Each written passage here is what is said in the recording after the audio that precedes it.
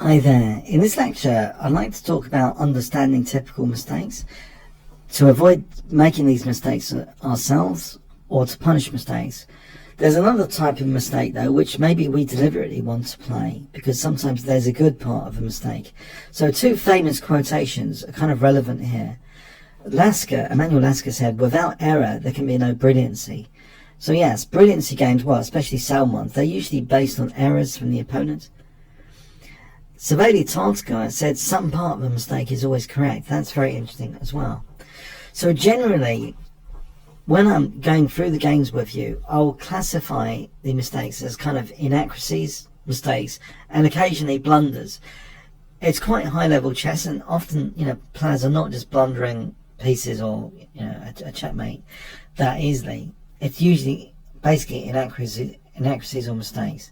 So it's nice to indicate, in my view, if a position was already bad, and I'll sometimes say, oh, it's made worse or even worse. So it's nice to get a sense that it's already bad. So it's kind of more understandable, because quite often if a position's already bad, it's easier to make a mistake as well. It's nice to identify what I'd call root cause mistakes, which made mistakes more likely later. Maybe they made the position more difficult to play. So moves that also kind of ask for trouble, in particular, making the position more tricky, more difficult to play. So mistakes can also have good parts to them. So the attacking players, like an Alekhine or a Zmetinov, can make mistakes, but they can have interesting parts to them, interesting threats. So here's an example. Zmetinov against Mikolas in 1948 played actually, what engines might not particularly like. Can you guess what Zmetinov played? Yeah, he played actually knight h3. There's an interesting threat to it of bishop g5 here, because it keeps the view of the queen clear, rather than the more standard knight f3, which is, the engine suggestion. So on queen e7, this should be even. On knight h3, so technically this is not the most accurate. The knight's on the rim. It's, black should have played here h6, in which case, let's say knight f4, which could be a use of knight h3, d5, bishop d3, knight d7. Black should be doing quite well overall. But yeah, in the game, with knight h3, it's an interesting threat set up, and actually an immediate mistake from the opponent. So sometimes, there's a surprise value as well. So this is, it looks like another way to stop bishop g5, but it's kind of weakening the committal. So here, queen takes f6 actually makes things, I would say, much worse. It's nice to say that it's going a bit downhill, black's position. So we have check, and this hits the bishop now. So you can see that, that weakening of the diagonal with the king still in the center. Big problem here. And now this is like a forced continuation. Queen takes c5, so black needs to try and regain the material.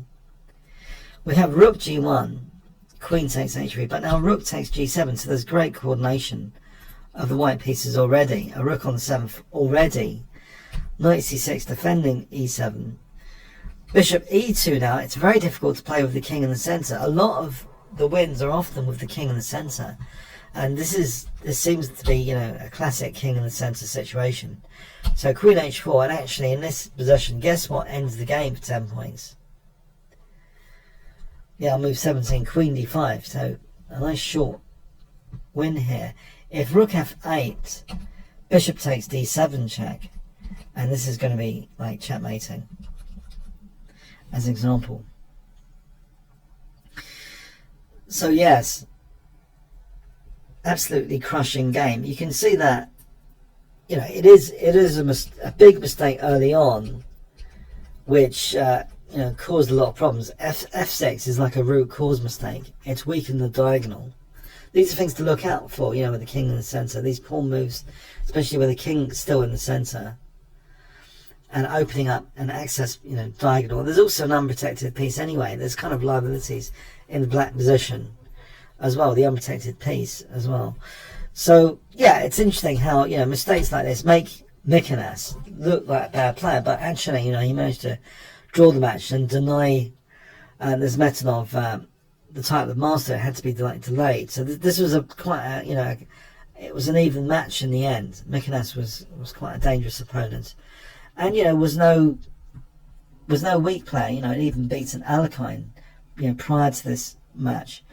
So people do make mistakes. It's as humans, we kind of make mistakes and inaccuracies. Yeah. We're not like computers seeing like millions of variations. So yeah, we're playing moves quite often based on interesting ideas, interesting threats like knight h3. So that is like, you know, Tartakower's quotation, some part of a mistake is always correct, or you could say interesting or threatening, or yeah, worth it. Now opponents, yeah, to carry on the thing that opponents are not generally that silly. If we look at one of the absolute masterpieces of this Desmetov, which from this position, knight g4, I thought for a long time knight ge2 was a move which could be considered a mistake, because usually the knight wants to be on f3 to guard h2, but it's actually not that silly. It was actually mitigating against a threat here. If black has another move, and this is an important thing to understand when going over games, if black has another move, or the opponent has another move, what would they do? What is the actual threat? Because if white carried on here casually, they'd miss the threat, which is actually the knight actually does support bishop h6. So if white played knight f3, which seems in a way more principled, then this position is quite comfortable for black. Black's already kind of at least equal. That bishop's quite a nice diagonal. So we get more of an understanding sometimes as well if we try and see the threats in the position. If the opponent or you had another move, what would be the threat? It makes the games more understandable, and we relate to the games more. So this is actually, you know, it might actually be an inaccuracy nevertheless, but at least it was trying to mitigate against bishop h6, in which case f4 is possible. You know, it turns out there was something more to this, that white could castle here queenside, and this position, for example, there's complexity to it. Actually, it's not a simple case of losing the exchange. We'll see that in the detailed analysis that actually white gets some compensation here, which is very interesting in the detailed analysis of this game. But yeah, it turned out from this position, this is absolutely one of Desmetov's absolute brilliancies later, which I'm not going to cover now. You know, check it out. It's in a huge number of collections. It's, you know, one of kind of Desmetov's Mona Lisa in a way. It's an amazing game indeed. But yeah, the opponent, Lev Polgatsky, is a very, very strong grandmaster. He was like, you know, a top player in the world, you know, top 50, top 30 even. Very, very strong grandmaster with very good results generally. So yeah, we're all prone to mistakes, so it's interesting to try and identify them, to see how positions are made worse, to see root cause mistakes, to see what moves kind of ask for trouble, to see the good parts of mistakes as well, to see maybe that moves were made which seemed like mistakes, but they were trying to mitigate certain threats. So yes, an interesting analysis of games gets to the grips more with an empathy for both players and their so-called mistakes. Okay, so I hope you found this little introduction lecture interesting, something to bear in mind as we analyse the games with some scrutiny. Okay, thanks so much.